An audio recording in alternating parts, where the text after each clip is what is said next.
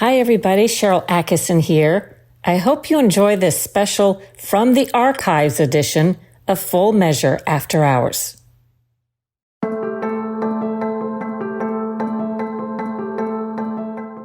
Hi everybody, Sharyl Attkisson here.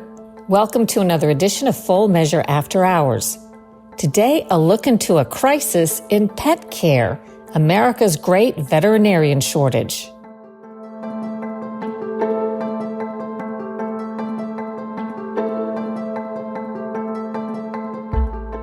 Doesn't it seem like so much has changed just the past couple of years? We can no longer count on for sure getting a specific product at the grocery store or a retail store if we need it because it might not be there. Service is bad at places. There are restaurants and businesses that have closed. There are others who can't find good workers, so they've limited their hours. They may have problems getting products, so the menu is restricted. On another level, it's hard to get in to see the doctor. You have to wait for appointments, sometimes a really long time. Sometimes you even have to wait for what used to constitute emergency surgery, all while costs keep going up and up and up. And it's gotten harder in many places to get care for our pets. Maybe you've noticed. Maybe something isn't right with your pet, but you found that it's difficult to get an appointment on a timely basis. Or heaven forbid there's an emergency, you may find that no clinic near you will take your animal. Maybe none in the next town, and maybe none in the next and the next.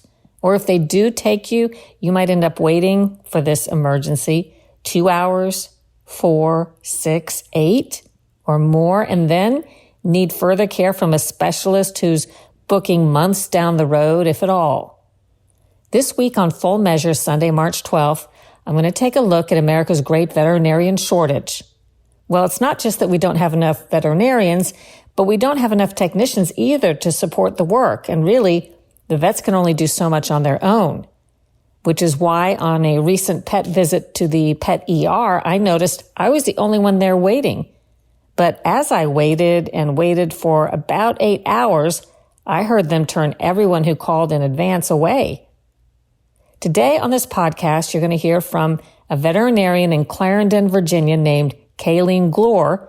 She's going to talk about what she's seen and some of the reasons behind the U.S. crisis in pet care. I founded this clinic, and we have another location about 2 miles away.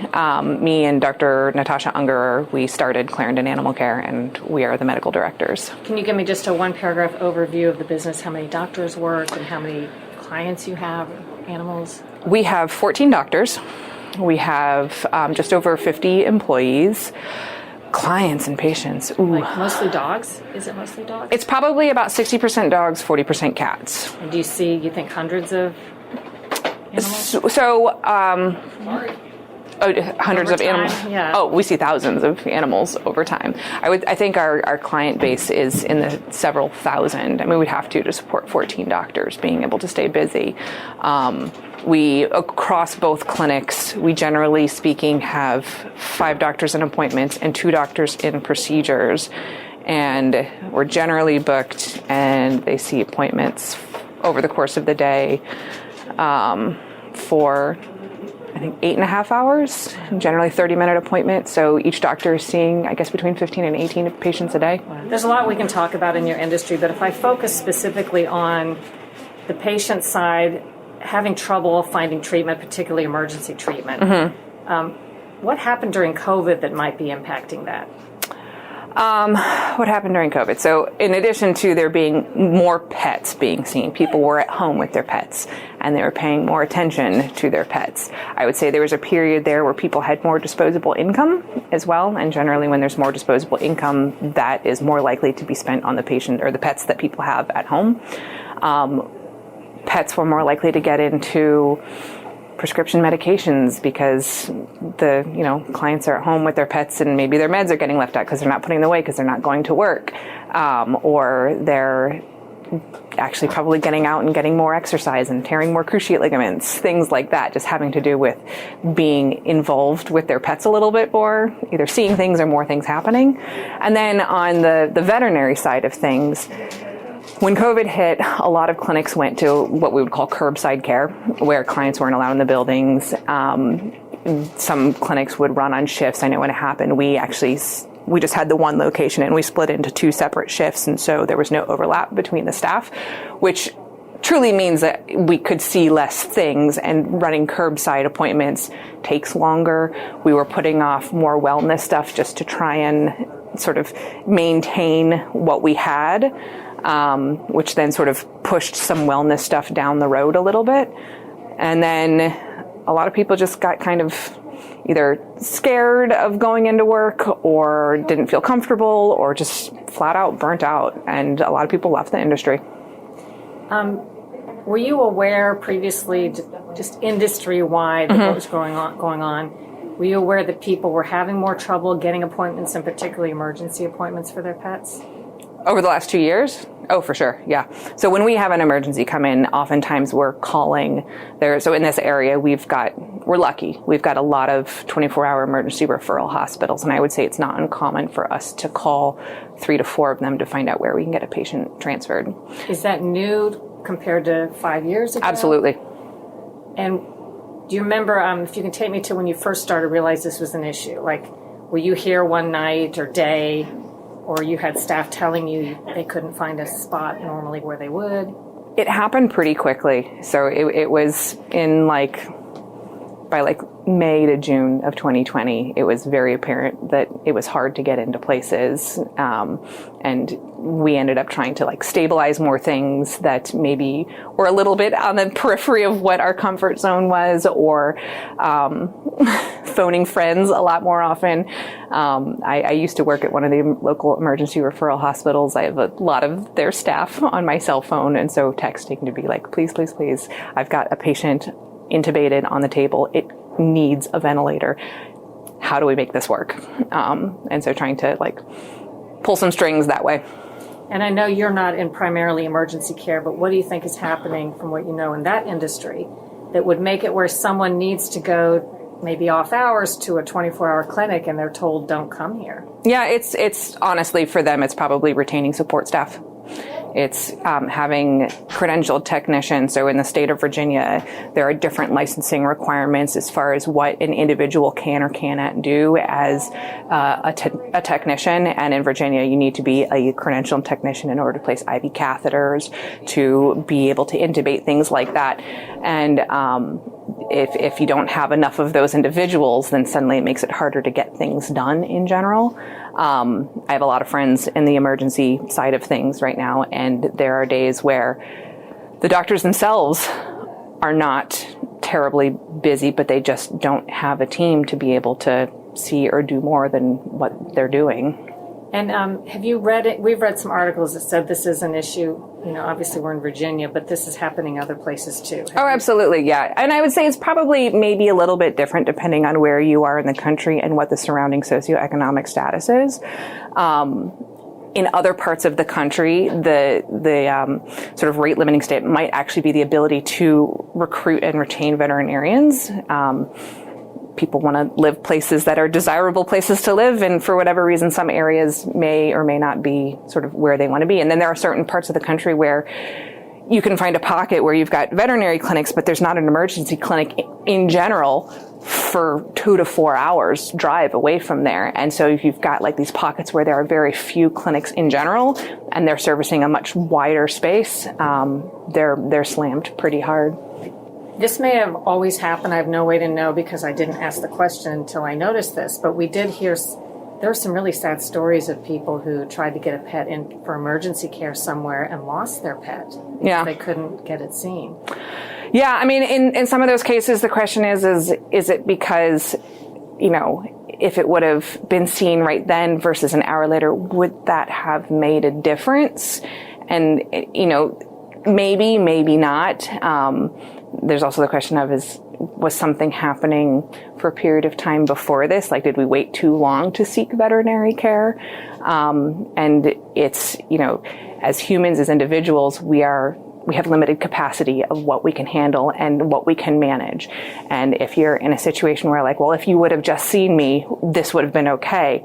On the flip side, I was seeing 10 other things. I can't treat all of this well. And, it's not pretty to think about, but you can say, I can do a really good job with the things I've got in front of me, or I can do a really crappy job with a lot more. And is there going to be a much bigger impact by doing a crappy job and having more patients die because they weren't, handled well? Because again, we have a finite ability of what we can handle, and we have to be able to recognize that.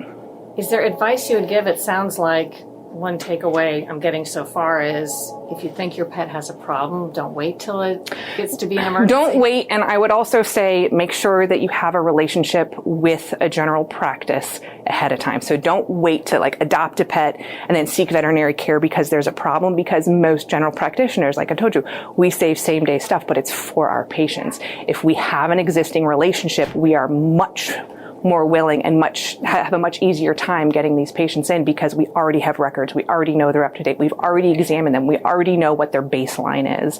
So it's much easier to handle those things quickly than if you've got somebody who's adopted a pet, has had it for 6 months, has never seen the vet, and now it's coughing, to be able to get it in somewhere within a reasonable time frame in some areas.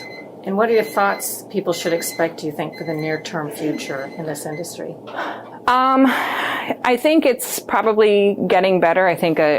So again, we talked about support staff being the linchpin for a lot of places. I think the veterinary industry is coming to recognize that there needs to be a better quality of life for all employees, that pay needs to make so that people can earn a living wage doing the job that they're doing.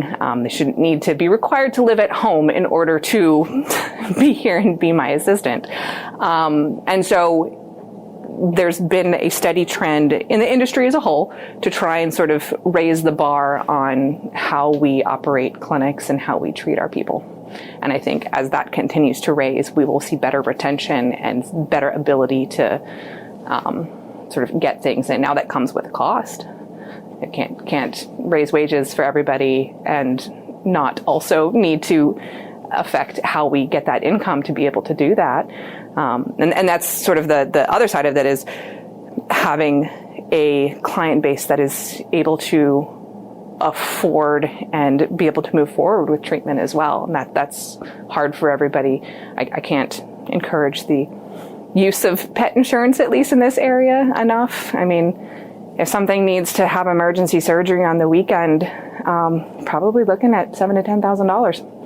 And if you've got some knowledge that I'm going to get reimbursed for part of this because I already had pet insurance for my pet, that makes it a lot easier to swallow and move forward and proceed with care.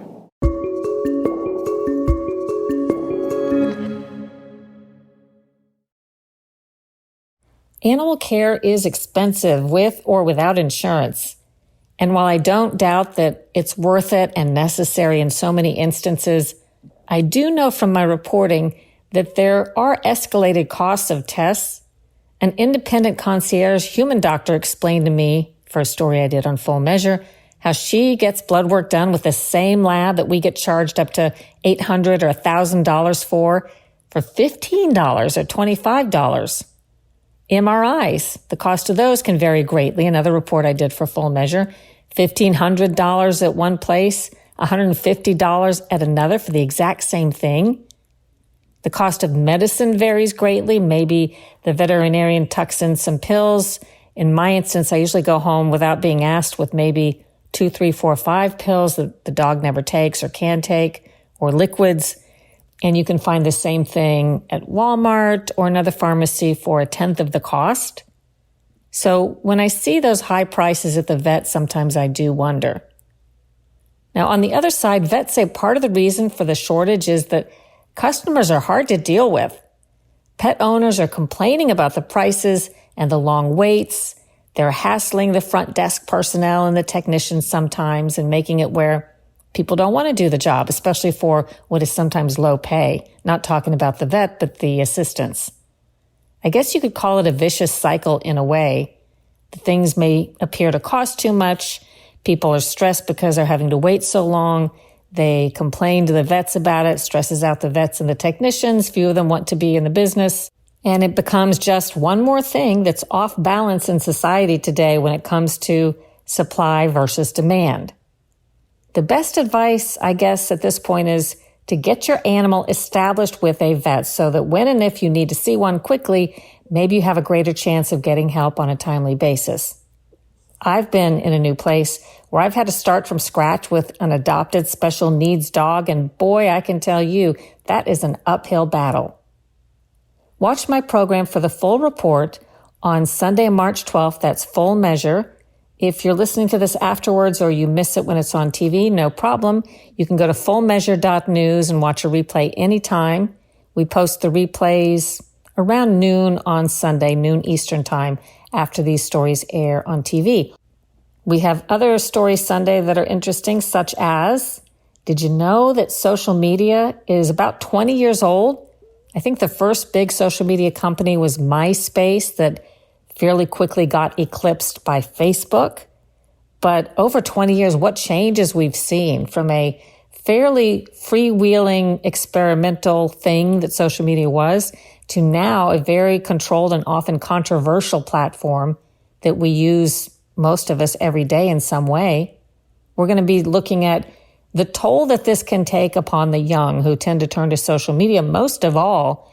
And sometimes maybe there are good things in there for them and it helps them, but often, even by the account of these social media companies themselves, when they've done internal polling and checks, this is detrimental to young people and their psyche and their way of life.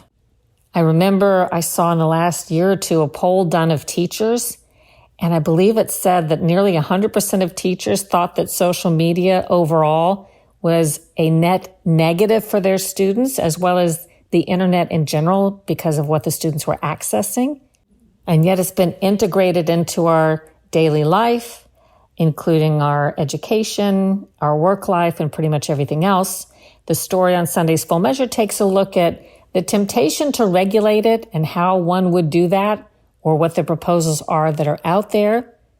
Congress, as you may know, has dragged in the CEOs of these social media companies when these companies have done things that are improper, perhaps leading to privacy invasions or maybe censorship and control.